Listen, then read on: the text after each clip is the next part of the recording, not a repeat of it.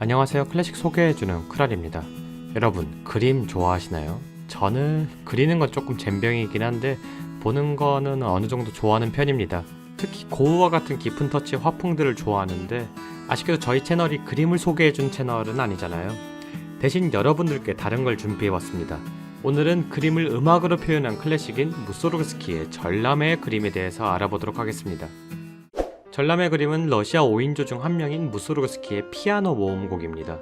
작품명에도 나와있듯 본 음악은 전람회에 걸려있는 10개의 그림을 모티브로 작곡한 음악입니다. 전람회 그림이라는 단아한 이름과는 좀 다르게 이 음악에는 슬픈 사연이 있습니다. 러시아의 화가이자 건축가인 빅토르 하르트만은 동맥 파열로 인해 39세라는 젊은 나이에 세상을 떠납니다. 이를 슬피 여겨 그의 작품들을 모아서 추모 전람회가 열리게 됩니다. 하르트만의 마지막 가는 길을 함께하기 위해 많은 친구들이 전람회를 찾아왔고 그중 한 명이 바로 무소르그스키였습니다. 무소르그스키는 그때 봤던 그림들을 모티브로 하여 작곡을 하게 되었고 이 곡이 바로 우리가 오늘 알아볼 전람회의 그림입니다. 사연을 들어보니까 좀 슬프게 와닿지 않나요? 본 곡에 대한 사연은 여기까지로 하고 이제 음악적인 이야기를 좀 더 해보도록 할게요. 처음에 이야기했던 것처럼 전람회의 그림은 무소르그스키의 피아노 모음곡입니다. 크랄님, 제가 알고 있는 전람회 그림은 관현악 곡인데요. 이것 또한 맞는 말입니다. 실은 전람회 그림은 피아노 곡보다는 관현악 곡으로 더 유명하죠. 이는 원곡인 피아노 곡에 다채로운 표현들이 원체 많기에 관현악적 편곡의 가능성이 많았기 때문입니다. 후대 음악가들에 의한 여러 편곡들이 있지만 가장 자주 연주되고 가장 많은 사랑을 받는 건 아무래도 작곡가 라벨의 편곡입니다. 오케스트레이션의 마법사였던 라벨은 본인이 작곡한 피아노 곡을 오케스트라 곡으로 편곡하는 것을 좋아했으며 다른 작곡가들의 피아노 곡도 종종 편곡하곤 했는데 전람회 그림도 이 중에 하나입니다. 지금부터는 라벨 편곡의 전람회 그림을 들어보며 조금 더 음악에 대해서 알아보도록 하겠습니다. 전람회 그림을 들여다보면 10개의 곡 사이사이에 프롬나드란 곡이 있습니다. 산책, 이동이란 뜻으로 아이코닉한 트럼펫 멜로디가 돋보이는 곡이죠. 프롬나드란 곡은 전람회에서 그림과 그림 사이를 거니는 무소르그스키 본인을 형상한 곡으로 총 5번이 나옵니다. 그림을 형상하는 곡 사이사이에 프롬나드란 곡을 넣어줌으로써 전체 곡들을 하나의 유기적인 작품으로 묶어주는 역할을 합니다. 마치 실제 전람회에 갔을 때 그림 하나하나를 보는 것도 중요하지만 전람회라는 큰 그림을 보는 것이 중요한 것처럼 말입니다. 자, 이제 본격적으로 그림들을 보도록 할게요. 오늘 처음으로 볼 그림은 전람회 그림에서 네 번째 그림인 비들로입니다. 비들로는 폴란드어로 소달구지를 뜻합니다. 무거운 짐을 지고 천천히 걸어가는 그런 소를 표현한 작품이 되겠습니다. 라벨은 이런 축 처진 소를 표현하기 위해서 오케스트라에서 가장 낮은 음을 담당하는 튜바에게 솔로를 맡깁니다. 튜바의 두껍고 깊은 음색이 더해져서 소의 무거운 움직임을 잘 보여주고 있죠. 그런데 막상 음악을 들어보면 그렇게 음이 낮지도 않아요.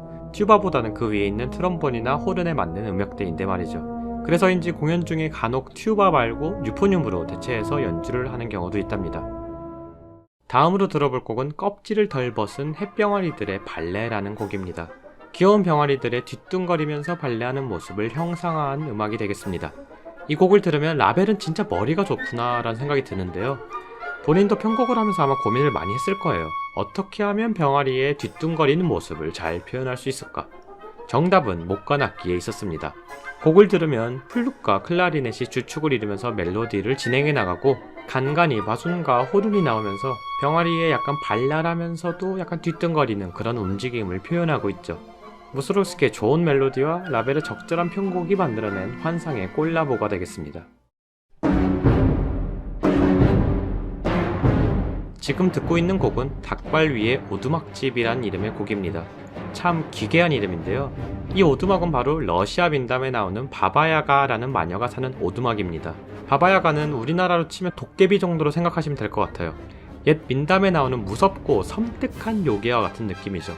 이 곡에서도 이런 섬뜩한 느낌을 현악기 특유의 센 소리와 중저음 악기들의 대조로 잘 표현하고 있습니다. 곡의 마지막에 가서는 이런 섬뜩한 멜로디가 격정되면서 다음 곡으로 바로 이어집니다. 마지막 곡인 키예프의 대성문입니다.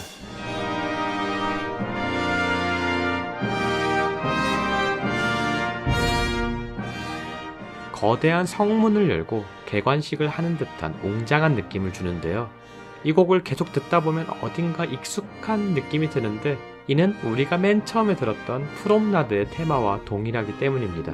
차이가 있다면 멜로디를 좀 더 늘어뜨려서 웅장하고 깊은 무게감을 줬다는 것이죠.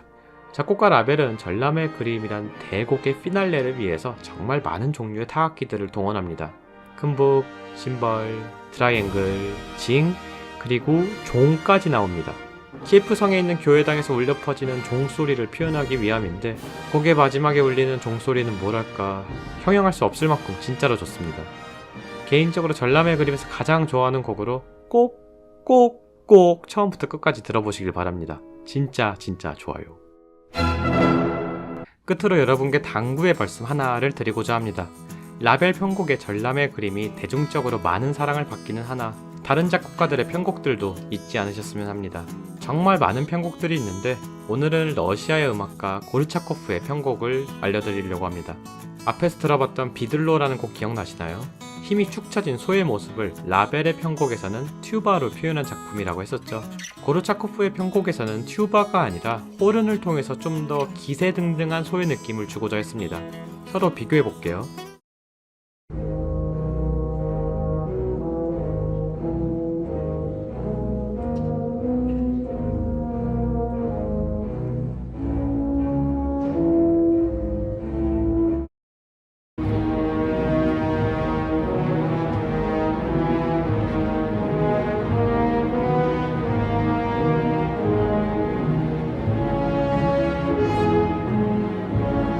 이처럼 같은 악상이지만 어떻게 편곡을 하냐에 따라서 곡 자체의 느낌이 확연히 달라질 수 있습니다. 편곡의 중요성을 보여주는 대목이 아닐까 싶습니다. 여러분, 오늘의 영상이 별로일 수 있습니다. 하지만 전람회 그림에 편곡이 많다는 것만큼은 기억해주세요. 진심을 다해 전합니다. 밤낮으로 대본을 썼고 편집했습니다. 저의 진심 느껴지길 바랍니다. 자, 오늘은 무소르그스키의 걸작 전람회 그림을 들어보며 편곡의 중요성에 대해서 알아보았습니다. 전람회 그림을 좀 더 즐길 분들을 위한 추천 영상을 알려드리겠습니다. 피아노 곡으로는 에브게니 키신의 무게감 있는 연주 영상을 추천합니다. 연주도 연주인데 깊이 있는 촬영도 한 몫을 해서 귀와 눈이 모두 즐거운 영상입니다. 라벨의 편곡 버전으로는 덴마크 라디오 심포니의 영상을 추천드립니다. 특히 마지막 곡인 키예프의 대성문에서 심벌 치시는 연주자를 주목해서 보시면 재미있게 보실 수 있을 겁니다. 고르차코프의 편곡으로는 게반트하우스 오케스트라의 연주를 추천해드립니다. 라벨과는 확연히 다른 좀 더 밝으면서 톡톡 튀는 그런 느낌을 만나볼 수 있을 겁니다. 오늘은 여기까지입니다. 혹시나 알고 싶은 곡이 있으면 댓글에 남겨주시고요. 구독, 좋아요, 알람 설정도 잊지 말아주시길 바랍니다. 우리 모두가 클래식을 잘 알게 되는 그날까지 이상 크랄이었습니다. 굿바이.